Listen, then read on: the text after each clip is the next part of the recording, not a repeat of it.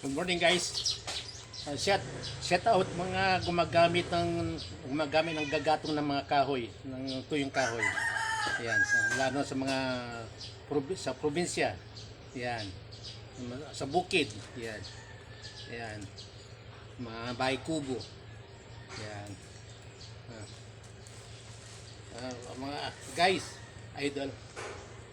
Ito yung kanto, mga naipon ko ng mga kahoy at nahakop ko na. Nandun pa may iba, pero marami pa. Patuloy ako na nagkahakop ngayon ng kahoy na nag-iipon dahil pamahal na mahal, patas na patas ang presyo ng gasol or gas. Yan.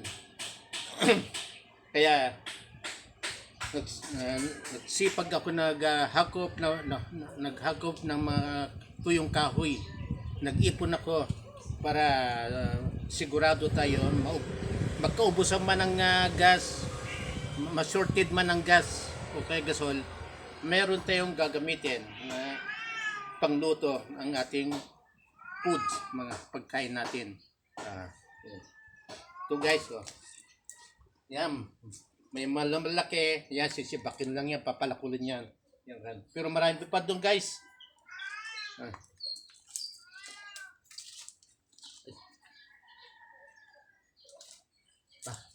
Bukas na naman guys.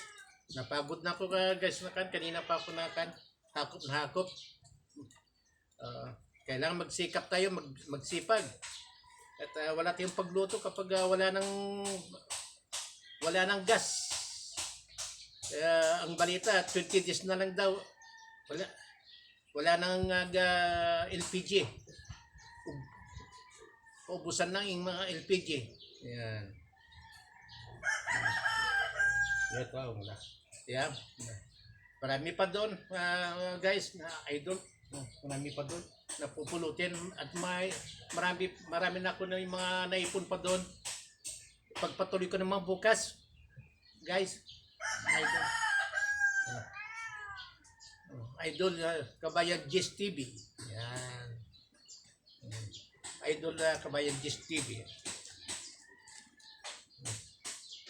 Paano guys? Idol. Hanggang dito muli ang ating video.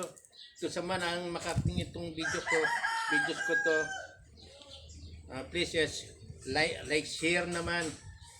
Suportahan nyo naman, like, share, subscribe. Ayan. At may like, share lang, masaya na ako, maligayan ako. Suportahan nyo ako, suportahan nyo aking video sa video. Guys, mga idol. I love you all. Good morning, good morning. Bye.